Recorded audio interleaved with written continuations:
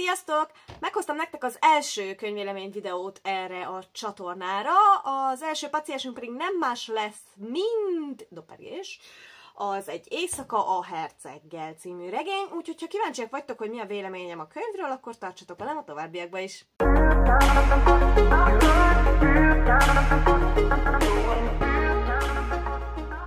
No hát, amondó vagyok, hogy először is nézzük meg kívülről a mi kis szerzeményünket. Ugyebár ez egy puha borítású könyv, én személy szerint nem szeretem a puha borítású könyveket, aminek nagyon egyszerű az oka, borzasztó könnyen sérülnek. Ez a könyv is egyébként már itt hátul a ragasztásnál, hát nem tudom, haladsz-e? Igencsak engedi el a ragasztó, bár még nem esett szét, de sajnos itt ezen a részen ugyebár engedi el a ragasztást. Egy kis ragasztó természetesen gyorsan orvosolni fogja a problémát, ha nehogy Isten ténylegesen szét akarna esni. De igen, tehát, hogy amellett, hogy nagyon könnyen sérülnek, a ragasztás is sokkal könnyebben enged az ilyen típusú könyveknél. Ahhoz képest, hogy nem szeretem egyébként a puha borítású könyveket, az elmúlt pár hónapban elég sok ilyet sikerült beszereznem. Ennek nagyon egyszerű okai vannak. Az egyik az, hogy vannak sorozatok, amiket így kezdtem el, és nyilván akkor már úgy is szeretném befejezni, hogy egységes legyen a széria. A másik oka pedig, hogy hát igencsak elszaladt mindennek az ára, így a könyveknek is, úgyhogy hát amolyan spórolásnak mondható az indok. Tény, hogy nyilván az élfestett könyvek drágábbak a maga festés miatt, hiszen az eleve drágább annak is, aki ezeket így kinyomtatja, vagy hát nyomásra küldi. Ez miatt eleve ugye drágábbak, ami érthető, viszont nem tudom, tehát hogy van egy ekkorka könyvünk, ami ezért nem mondható egy de nagyon vaskos könyvnek, puha borítású, és ember 4690 forint. Tehát, hogy úgy... És igen, mondhatjuk, hogy mindennek megy föl az ára, nyilván a könyveknek is megy föl az ára, ne legyél zsugori. Nem tudom, tehát nekem azért a pénztárcám annyira nem engedi meg, hogy minden könyvet kemény borítással vegyek meg, mert nyilván az meg sokkal drágább. Ettől függetlenül azért majd lesznek olyanok is azért a csatornám. Na de, szóval, eme könyvecskénk puha borítású, és ha megnézzük az elejét, egyébként egy tök szép borítót kapott, szerintem abszolút illik a regény témájába, és szép a színvilága is. Mondanám, hogy dombor nyomott rajta a felirat, de ez nem egészen igaz. Eltér ugyan, picit kiemelkedik a síkból, és egy teljesen más anyagot kapott, mint maga a háttérkép, a cím, illetve ez a kis plecsni is rajta. Viszont azért nem mondanám dombor nyomottnak, mert hogyha kinyitjuk a könyvet, az első oldalon látható, hogy hát nincsen belenyomva, tehát hogy én ezt nem nevezném dombor nyomottnak. Ettől függetlenül tényes való, hogy kiemelkedik a síkból, ha lehet így mondani, és egyébként ad egy ilyen plusz kis dizájnt a könyvnek. A könyv gerincén akárcsak az elején az írónő neve, illetve a könyv címe található, ugyanígy ezzel a fényes, kicsit eltérő megoldással. A hátoldalán pedig természetesen a szokásos kis ízelítő, egy gyors összefoglaló, spoilermentesen a könyvről. Itt is egyébként egy ilyen fényes, kicsit síkból kiemelkedett stílust kapott dizájnügyileg a könyv. A rózsaszín színek vannak rajta kiemelve, de ez gondolom látható is azért a felvételem. Na és akkor kicsit másszunk is bele a könyv tartalmába, szigorúan spoilermentesen természetesen. Ahogyan a könyv hátulján is láthattátok, 1816-ot írunk, ami hát semmi esetre se egy könnyű időszak volt a nők számára. akkor se, hogyha szegény voltál, akkor se, ha gazdag, hiszen ha szegény voltál, akkor nyilván az anyagiak miatt volt nehézkes a fennmaradás, úgymond. Ha gazdag voltál, akkor pedig az miatt, hogy hát nagyon szigorú életet kellett élni, nőként legalábbis. Nagyon sok mindent nem tehettél meg, például nem mehettél el lovagolni bármikor, nem mehettél el csak úgy sétálni egyet gardedám nélkül. Nem mondhattál ki nyíltan dolgokat, véleményt meg ne is igazán merj formálni ebbe az időszakba, mert véged van. Ergo nagyon-nagyon szigorú szabályok és keretek közé szorították a nőket, és elsősorban az volt az elsődleges feladatuk, hogy jól házasodjanak. És nyilván utódokat nemzenek, ugyebár. Egy 19 éves fiatal lány a könyvünk főszereplője, Eliza, aki szintén nem egy könnyű helyzetben van, ugyanis, ráadásul kicsit speciálisabb is a helyzete, hiszen azt szokták mondani, ugye, hogy ha szegénynek születél, szegény is maradsz. Na már most náluk ez egy kicsit másképp alakult, ugyanis Elizának a családja, illetve elsősorban édesapja újságírással foglalkozik, és nyomtatással, tehát van egy újságuk. Van egy újságuk, és hát szegényként indulnak.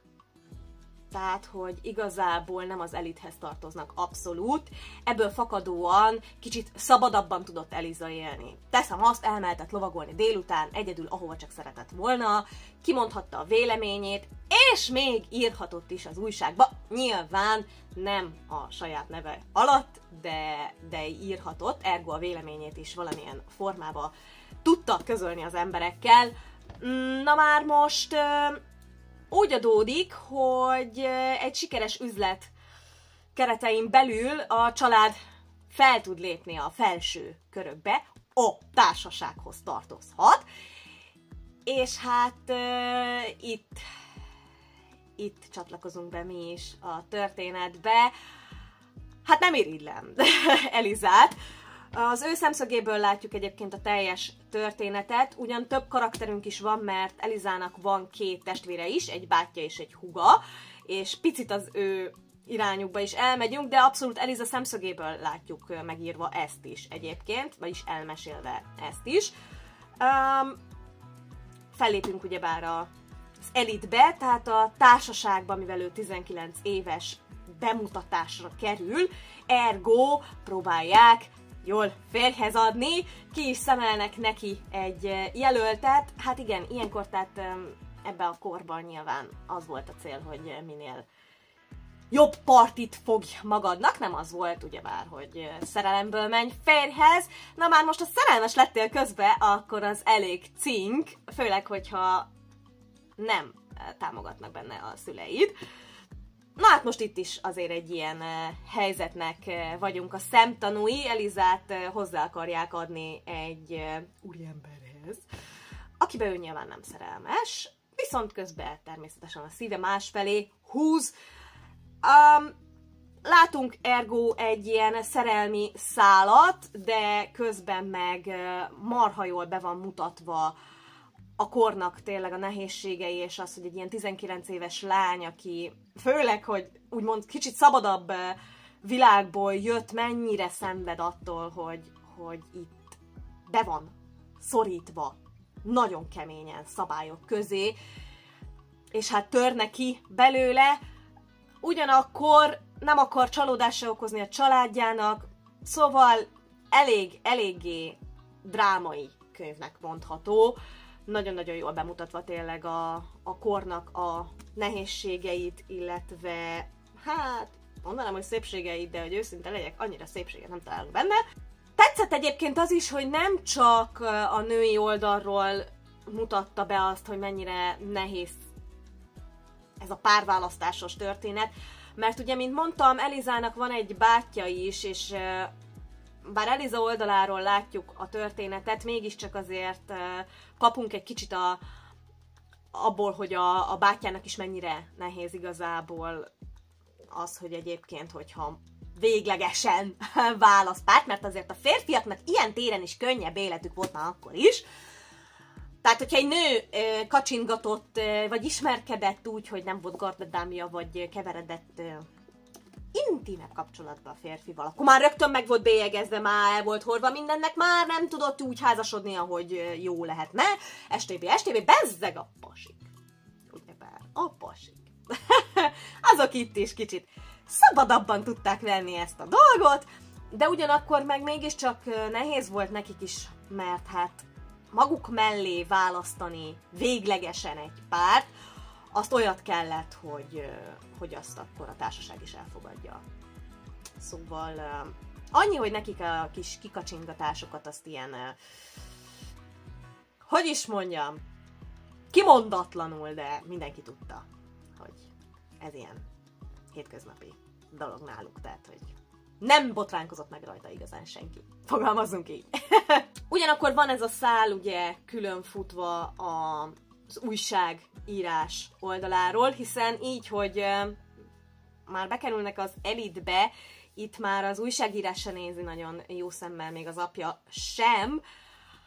Attól függetlenül, hogy továbbra is ugye nem a saját nevén adná ki ezeket a cikkeket Eliza. Úgyhogy van egy ilyen águnk is, tehát, hogy egy romantikus szál, illetve egy lázadó szálnak mondható dolog, valamint van egy rejtélyünk is, ugyanis a hercegünk, aki a borítón is látható és címbe ugye fellelhető, az ő szála is egy érdekes dolog, ugyanis nagyon próbálok nem spoileresen beszélni, azért vagyok ilyen kicsit ilyen sejtelmes talán. Szóval, hogy van ez a herceg, Chester hercege egyébként, akinek meg be van sározva a neve, egész pontosan gyilkossággal vádolják meg, és hát igen, van ez a szálunk is, ami egészen a végéig kitart, legalábbis olyan téren, hogy nem tudjuk, hogy tényleg ő ölte meg, sejtjük, hogy esetlegesen nem, de konkrét bizonyítékaink egészen a regény végéig nincsenek. Nem fogom elmondani, hogy tényleg ártatlan-e vagy sem, olvassátok el a könyvet, egyébként szerintem tök izgalmas, és engem egyébként váratlanul is értek benne dolgok. Az írónőnek a stílusa számomra abszolút fekszik egyébként. Ez tényleg ízlések is pofonok kérdése, tehát, hogy valakinek abszolút nem tetszenek bizonyos stílusban megírt könyvek, míg másnak meg ugye nagyon tetszenek. Mindig ez miatt izgulok egyébként a legjobban egy könyv esetében, mert bár amikor leveszem a könyvespolcról, én első körben egyébként a hátulját szoktam elolvasni, ha azt tetszik, akkor van, hogy bele se olvasok, hanem azonnal megveszem, és ez miatt is izgulok sokszor, hogy vajon a stílus bejön-e, de ha van egy kis időm, vagy úgy vagyok vele, akkor azért beleolvasok, hogy a stílus is maga bejön-e. Ebbe az esetben azt hiszem, hogy nem olvastam bele.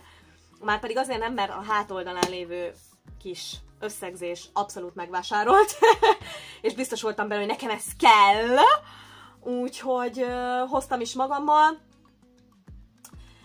Ettől függetlenül érhetett volna meglepetés olyan téren, hogy nem fog tetszeni a stílus, de nem tudom, valahogy volt egy ilyen női sugallat, vagy hetedik érzék, vagy nem is tudom, minek mondható, és szerencsére bejött. Nem egy túl vaskos könyv egyébként, összesen olyan, hát kerekítsünk, egyébként ha nagyon hivatalos akarok lenni, akkor 397 oldal, de akkor mondjuk 400-at, nincs 400 oldal egyébként, 397 oldal.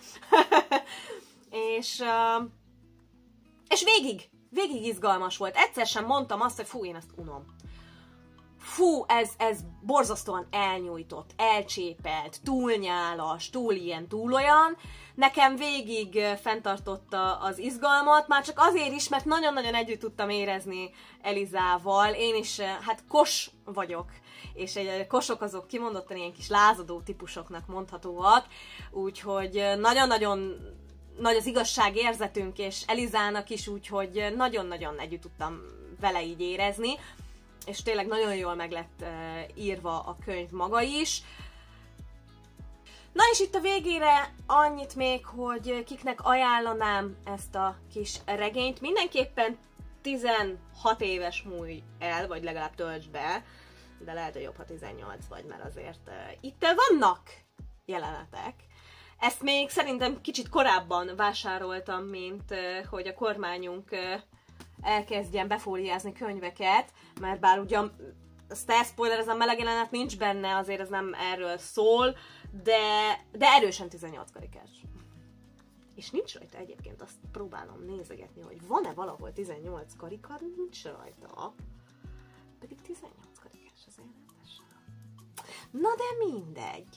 Szóval korosztályban így. Egyébként meg mindenki, aki imádta a Bridgerton című sorozatot, akár regényben, akár a sorozatot magát, annak nagyon tudom ajánlani, mert egy hasonló kategóriájú történetet fog kapni. Ugye korba is nagyjából ott játszódik, ugyanazokkal a problémákkal küzdenek a szereplők, de mégis azért egy másik történet nyilván. Most mondhatjuk, hogy van hasonlóság az írás miatt is, mert ugye a Bridgertonban van egy újságos vonalunk, de azért ez mégse ugyanaz. Úgyhogy abszolút nem kopi a történet, sőt, mennyire nem kopi, egyáltalán nem kopi. De mégiscsak, mivel ugyanabba az időszakban játszódik, és ugyanazok a társadalmi problémák ütik fel a fejüket, ez miatt hasonlónak mondható. És aki azt szerette, az ezt is garantálom, hogy imádni fogja. Kezdjétek el, ha esetleg még nem olvastatok soha könyvet, mert egész fiatalok vagytok, de a Bridgertont szerettétek, akkor amondó vagyok, hogy olvassátok el ezt, vagy legalább kezdjétek el, mert lehet, hogy pont ez fogja megszerettetni veletek az olvasást. Én is így voltam, csak ezért mondom. Mindig a kötelezőket tunkolták ugye az ember orra alá, azt meg senki nem szereti. Most elnézést attól, aki esetleg véletlenül tényleg szerette, soha nem szerettem. Egyetlenül két olyan kötelező olvasmány volt, amit már idősebb koromban szerettem igazából, meg nem is gyerekként, amikor általános iskolába jártál, érted, azt egész csillagokat kellett olvasni, engedd el. De a kezembe kaptam egy regényt, teljesen nem is értem, hogy egyébként Nemere István a Fáraó futára volt, és ott imádtam meg olvasni, könyveket olvasni. Ott jöttem rá arra, hogy mennyire más, ha nem egy kötelező, olyan nyelvezettel megírt könyvet olvasom, amire azt se tudod, hogy miről szól, vagy hogy nem érted, annyira régi stílusban van megírva, de egy 11-2 éves gyerek hogy értse már meg? Mindegy.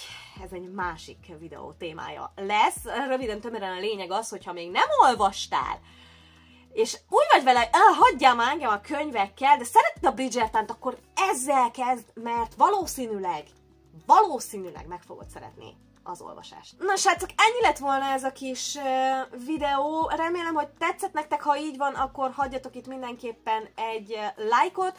A következő videóban pedig a Méregtan című könyvnek fogom elhozni a vélemény videóját, ugyanis mint az előző könyvvásárlási kalandos videóban, amit ha nem láttatok ide vagy oda, vagy valahol a kártyába kirakom, nektek nézzétek meg. Beszereztem ugye a második részét, a Mágiatant, és hát gondoltam, mivel amúgy sincs a csatornán, csak az előzőn volt, azt meg ugye eltörölte a YouTube, vélemény videó a Méregtanról, ezért először azt hoznám el nektek, majd akkor folytatnánk a Mágiatannal is. Köszönöm szépen a figyelmeteket, ha esetleg újak vagytok a csatornán, és továbbiakban is velem tartanátok, egy feliratkozást csappintsatok, a videó alá pedig egy lájkot, és kommentbe írjátok meg, ha olvastátok, és nektek tetszett, nem tetszett. Esetleg aki nem olvasta, ne olvasson feltétlen komment szekciót, mert ott nyugodtan lehet spoileresen is beszélni róla. Én várom is egyébként, mert ott lehet, hogy be is társulnék kicsit a spoileresebb verzióba. Itt igyekeztem tényleg nem spoilerezni, ez miatt kicsit olyan lightosnek mondható a véleményem, de hát nem akarom ellőni mindenkinek itt, értitek? Mert hát akkor mi értem elolvasni, ugyebár. Úgyhogy, ja, nagyon szépen köszönöm, ha velem tartottatok, és a továbbiakban is velem fogtok. Puszi nektek! Sziasztok!